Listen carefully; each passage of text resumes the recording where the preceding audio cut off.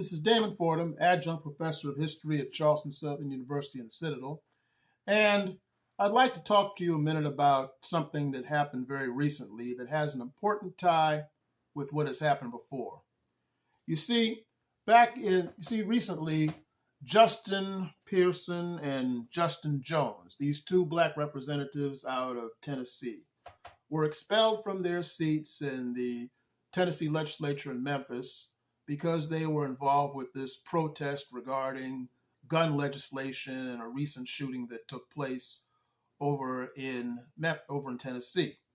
And there was another white lady who was supposed to have been expelled with them, but she missed expulsion by one vote.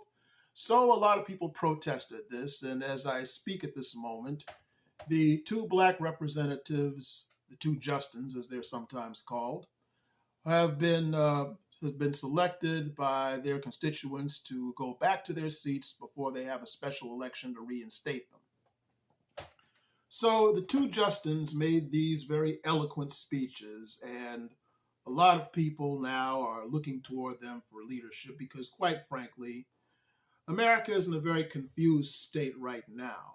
People are like Marshall, Will, and Holly in the land of the lost, to quote a popular television program of the 1970s in my boyhood, and they're looking desperately for leadership wherever they can find it. And I hope these two young men proceed wisely as people expect these great things from them. But what happened to these young men and the eloquent speeches they made in regard to their expulsion is nothing new. You see, the great philosopher Jorge Santayana said at Harvard University in 1896, "Those who don't remember the past are condemned to repeat it." You see, ladies and gentlemen, on September the 3rd, 1868, there was this great African-American leader who's largely been forgotten by history by the name of Bishop Henry McNeal Turner. And Bishop Turner was born in Newberry, South Carolina as a free man in 1834. He later moved on to Abbeville, South Carolina, where he learned to read and write, became a chaplain during the Civil War, and during Reconstruction, when blacks briefly had the vote, he served in the Georgia legislature and later became the postmaster of Macon, Georgia, where a post office is named after him today, as well as a bishop in the AME Church and a very powerful leader of his day. So anyway, in September the 3rd, 1868, the white legislators of Georgia had the 27 black members expelled from the legislature, saying that they had no right to be there. But Bishop Henry McNeal Turner made a powerful speech that has largely been forgotten by history and preserved in this book called The Speeches of Bishop Henry McNeal Turner, that has been edited by Dr. Andre Johnson at the University of Memphis. And Bishop Turner said these words: "Mr. Speaker, before proceeding to argue with this question upon its intrinsic merits, I wish the members of the House to understand the position I take. I hold that I am a member of this body, and therefore, sir, I shall neither fawn nor cringe before any party, nor stoop to beg them for my rights. Some of my colored federal members, in the course of their remarks, took occasion to appeal the sympathies of the members of the opposite side and to eulogize their character for magnanimity. It reminds me very much, sir, of slaves begging under the lash.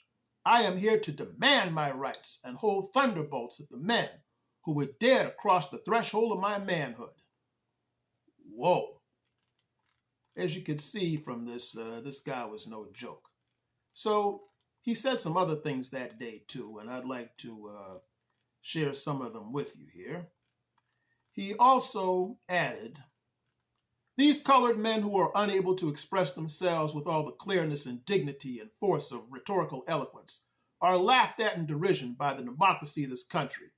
It reminds me very much of the man who looked at himself in the mirror and imagining that he was addressing another person exclaimed, 'My God, how ugly you are.' These gentlemen do not consider for a moment the dreadful hardships which these people have endured, and especially those who have in any way endeavored to acquire an education. For myself, sir, I was raised in the cotton field of South Carolina, and in order to prepare myself for usefulness as well as to my race, I was determined to devote my spare hours to study. When the overseer retired at night to his comfortable couch, I sat and read and thought and studied until I heard him blow his horn in the morning. He frequently told me with an oath that if he discovered me attempting to learn, that he would whip me to death, and I have no doubt he would have done so if he had found an opportunity. I prayed to Almighty God to assist me, and he did, and I thank him with all my heart and soul. Woo! Powerful stuff, huh? Well, let's see what else he had to say about this that really would make you think about this sort of thing. You may expel us, gentlemen, but I firmly believe that you will one day repent it. The black man cannot protect the country if the country cannot protect him. And if tomorrow a war should arise, I would not raise a musket to defend the country where my manhood is denied. Go on with your oppressions. Babylon fell. Where is Greece? Where is Nineveh? And where is Rome, the mistress empire of the world? Why is it that she stands today in broken fragments throughout Europe? Because oppression killed her. Every act we commit is like a bounding ball. If you curse a man, that curse rebounds upon you. And when you bless a man, that blessing returns to you. And when you oppress a man, that oppression will also rebound. Ho, ho, ho. Well, he ended up that by saying these words. I have now, Mr. Speaker, said all my physical condition will allow me to speak. Weak and ill though I am, I cannot sit passively here and see the sacred rights of my race destroyed in one blow. I hope that my poor downtrodden race will act well and wisely through this period of trial. You may expel us, gentlemen, by your votes today, but while you do it, remember that there is a just God in heaven whose all-seeing eye beholds alike the acts of the oppressor and the oppressed, and who, despite the machinations of the wicked, never fails to vindicate the cause of justice in the sanctity of his own handiwork. Those were the words of Bishop Henry McNeal Turner. Oops, sorry about that. Back in September 8th, 1875. A man of great eloquence, and we thank Dr. Andre Johnson for preserving his words for the next generation. For you see, ladies and gentlemen, no man or woman can lead from the grave, but they left behind ideas that we could take from them and use them to move forward. This is Damon Fordham.